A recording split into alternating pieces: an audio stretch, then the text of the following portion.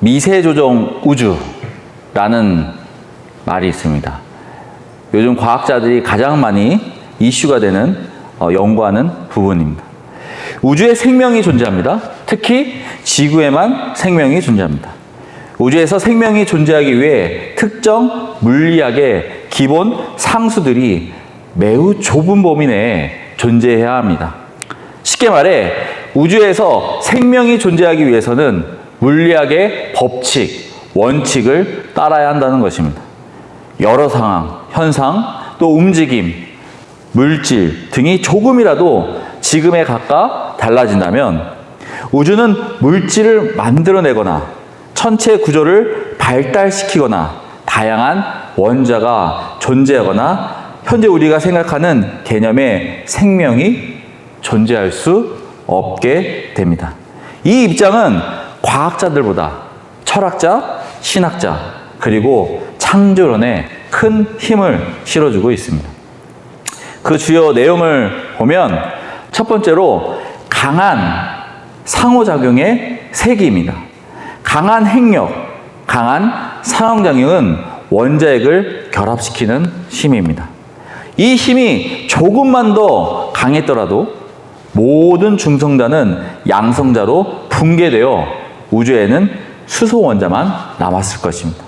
반대로 이 힘이 조금만 약했더라도 양성자는 중성자로 붕괴되어 우주에 물질이 거의 존재하지 않았을 것입니다. 중성자, 양성자 말만 들어도 어렵죠? 앞에 그림처럼 모든 원소는 중성자와 양성자 간의 간격이 발생합니다.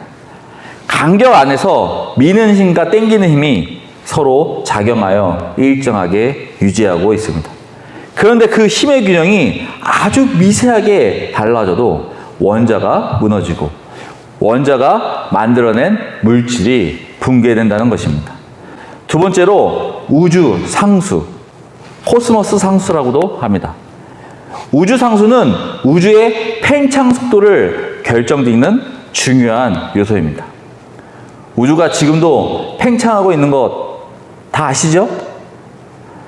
이 상수의 값이 조금만 더 컸다면 우주는 너무 빠르게 팽창하여 은하, 별, 행성 등 형성되지 못했을 것입니다. 반대로 이 값이 조금만 더 작았다면 우주는 다시 붕괴됐을 것입니다. 세 번째로 질량과 에너지의 균형입니다. 물질과 에너지의 밀도는 매우 정밀하게 조정되어 있습니다. 만약 밀도가 조금만 더 높았다면 우주는 스스로 붕괴했을 것입니다. 조금만 더 낮았다면 우주는 지나치게 빠르게 팽창하여 별이나 은하를 형성하지 못했을 것입니다.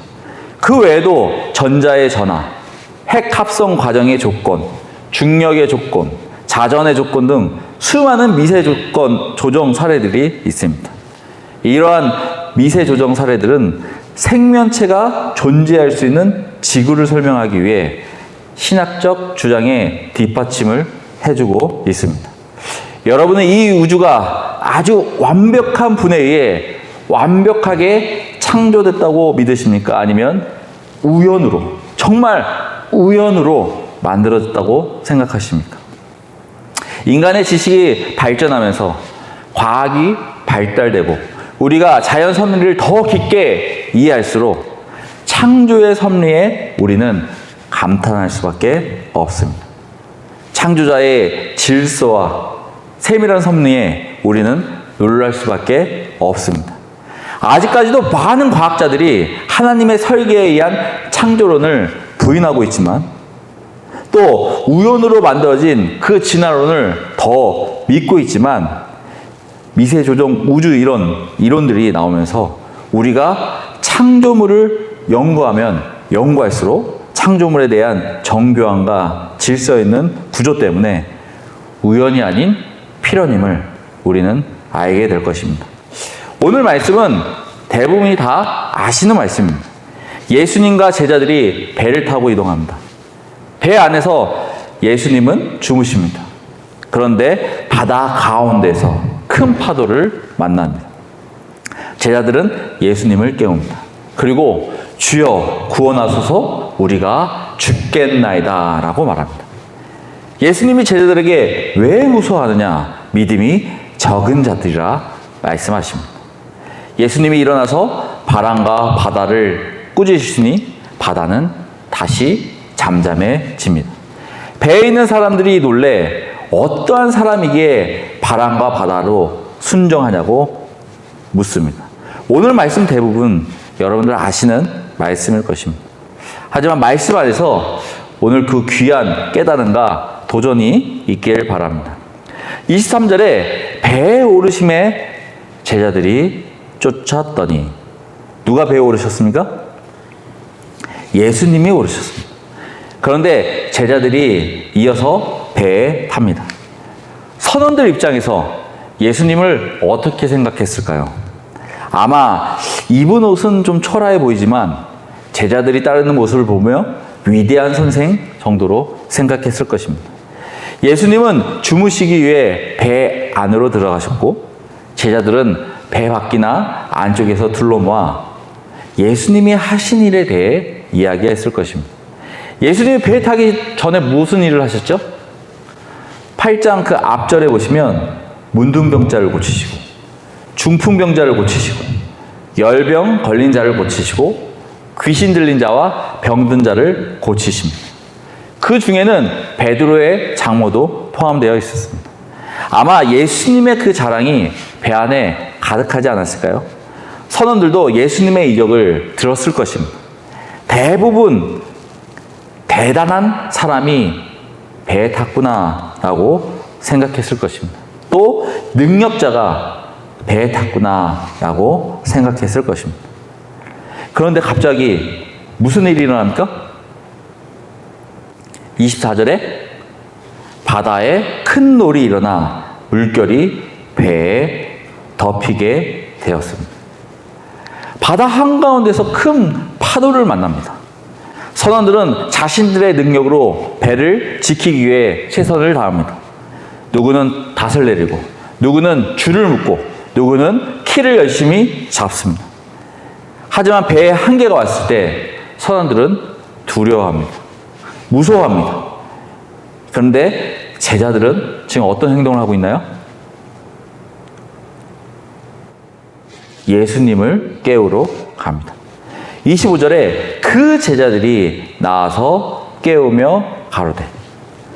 선원들은 제자들의 모습을 보고 어떤 생각을 했을까?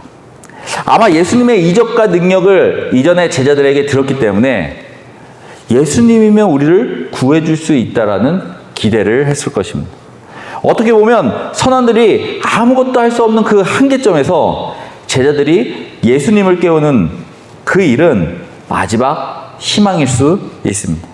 어차피 이렇게 죽을 거면 마지막으로 예수님이나 한번 믿어보자라는 그런 심정이지 않았을까? 그럼 제자들은 어떤 마음으로 예수를 깨웠을까요? 아마 밤늦게 집에 불이 났을 때 자녀가 아버지를 깨우는 마음이지 않을까요?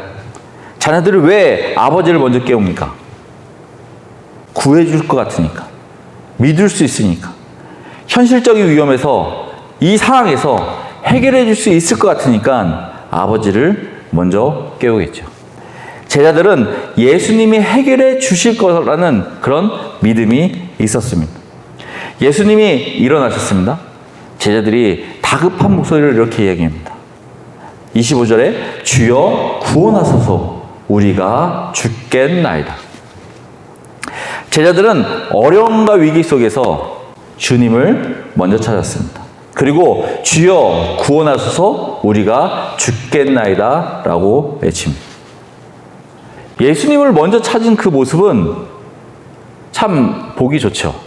네, 믿음의 사람 같습니다. 근데 예수님에 대한 제자들의 태도는, 그 자세는 불량함을 우리가 볼 수 있습니다. 구원하소서 라는 이 말은 명령어이고 부정과거이며 능동태에 있습니다. 당신은 우리를 구원하시오 라는 의미입니다. 그리고 우리가 죽겠나이다는 직설법 현재 중간태. 우리가 파멸합니다 라는 의미입니다. 다시 말해 주님 당신은 우리를 구원하십시오. 우리가 파멸합니다 라는 의미입니다. 구해달라는 부탁도 아닌 명령어로 지금 사용하고 있습니다. 제자들은 지금 조건적인 구원을 바라고 있는 것입니다. 내가 지금까지 당신을 따랐으니 우리를 구원해라. 우리가 파멸한다 라고 얘기하고 있는 것입니다. 다시 얘기하면 내가 죽게 생겼으니 당신이 책임져라.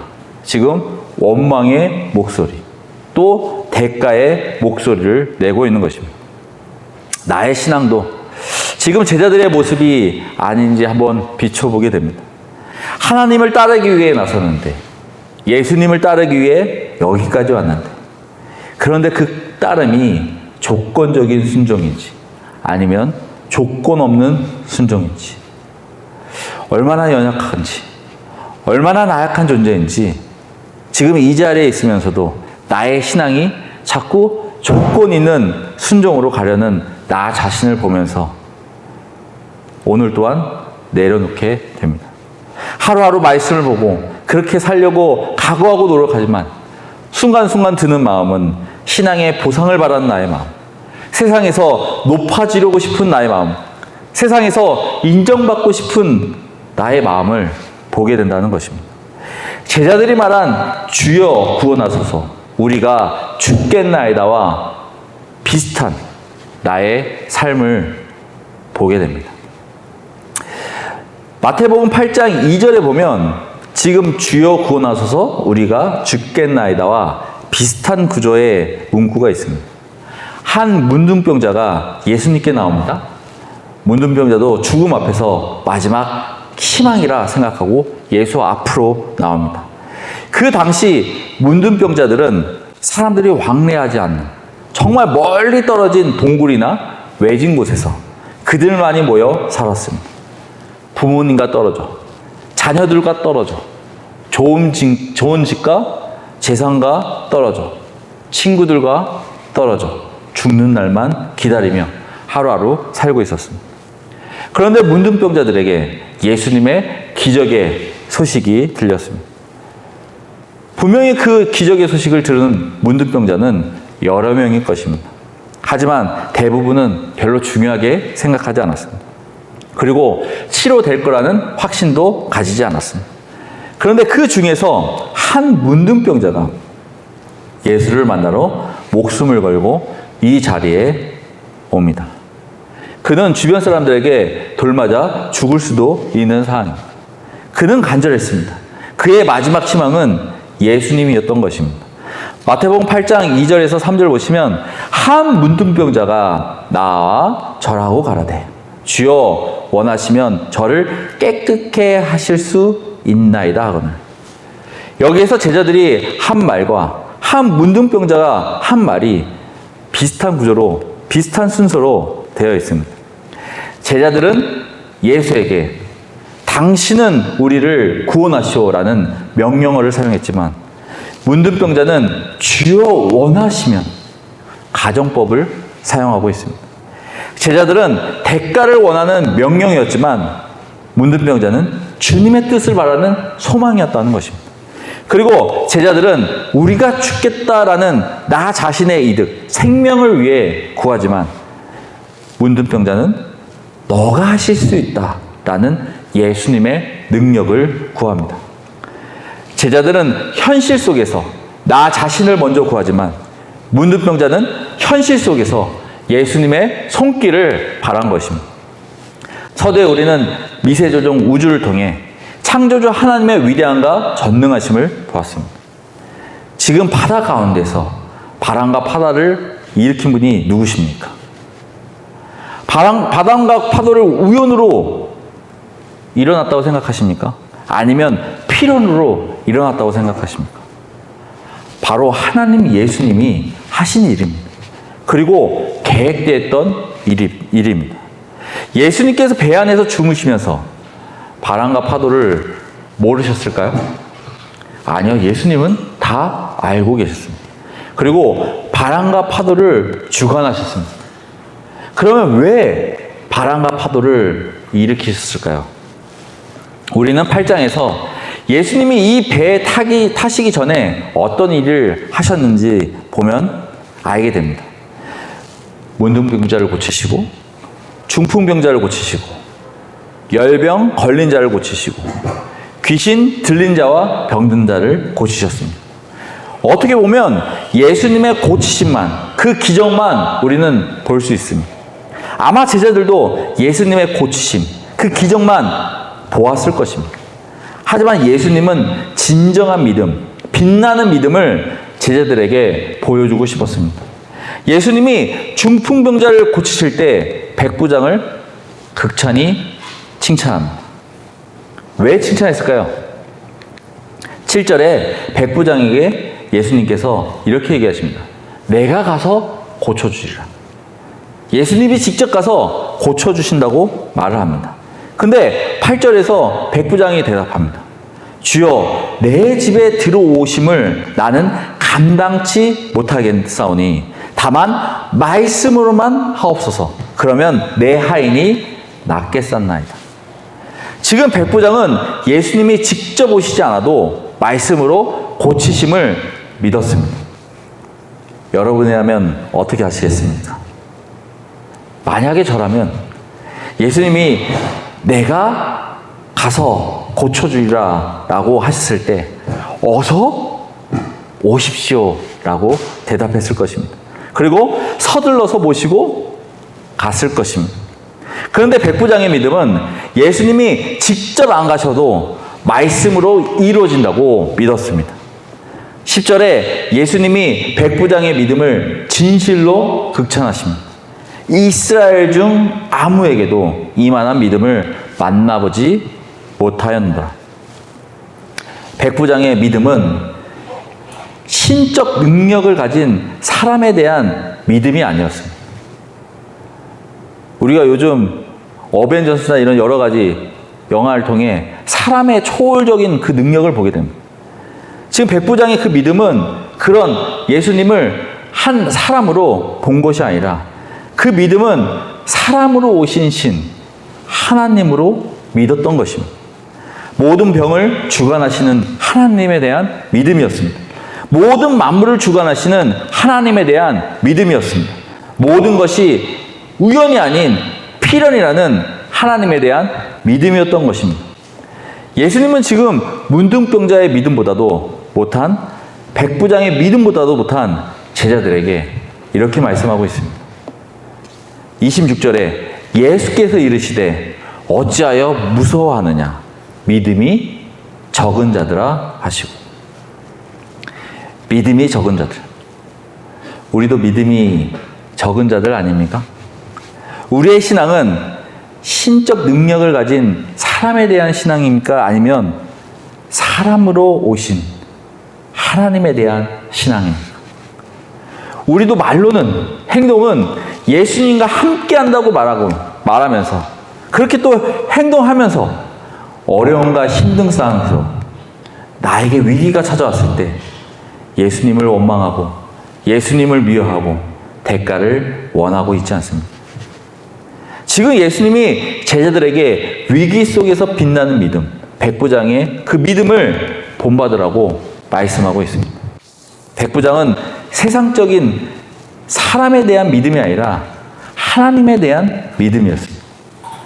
지금 우리의 신앙은 어떻습니까? 말씀, 성경으로 믿는 것이 아니라 나 자신을 위한 기적, 세상적인 어떤 로또와 같은 무엇인가 세상적으로 잘 될 것 같은 그런 거를 바라면서 나아가고 있지 않습니까? 교회를 열심히 다니면 보상해 주겠지. 건강 지켜주시겠지. 진급시켜 주시겠지. 조건적인 신앙을 우리는 하고 있지 않냐라는 것입니다. 우리는 백부장처럼 조건 없는 신앙, 믿음으로 살아야 합니다. 우리는 백부장처럼 하나님의 보여주심보다 들려주심에 믿고 나아가야 하는 것입니다. 곧 일어나사 바람과 바다를 꾸짖으신데 아주 잔잔하게 되거늘. 바람과 바다도 하나님 예수님이 주관하심을 믿으시기 바랍니다. 바람과 바다도 하나님의 일을 하고 있음을 믿으시기 바랍니다. 하나님의 사역은 사람도 하고 있지만 모든 만물이 함께 하고 있음을 믿으시기 바랍니다. 세상의 모든 상황은 우리가 봤을 때는 다 우연으로 보이지만 하나님 보시기에는 우연이 아닌 필연임을 믿으시기 바랍니다. 최근 우리는 많은 재해를 뉴스를 통해 보게 됩니다. 우리가 봤을 땐 다 우연이죠. 모든 상황은 다 우연으로 보입니다. 하지만 과연 우연일까요? 우리가 이 부분에서 하나님의 절대적인 전능하심을 다시 한번 볼 필요가 있는 것입니다. 하나님 입장에서는 우연이 아닌 필연인 것입니다. 그 안에는 의미가 있고 뜻이 있는 것입니다.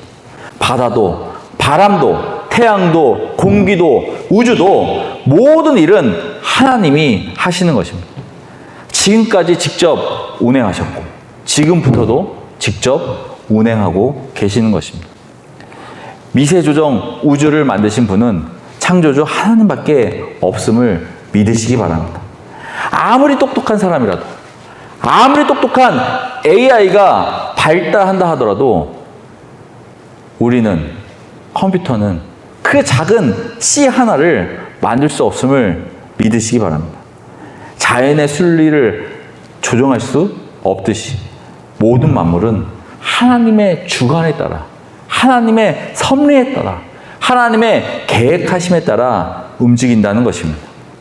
27절에 그 사람들이 기이 여겨 가로되 이 어떠한 사람이기에 바람과 바다도 순종하는고 하더라. 드디어 예수님을 신적 능력을 가진 사람이 아닌 사람으로 오신 신, 하나님으로 여기기 시작했습니다. 여러분 신앙생활을 오래 해도 예수님에 대한 믿음이 작게만 느껴지십니까?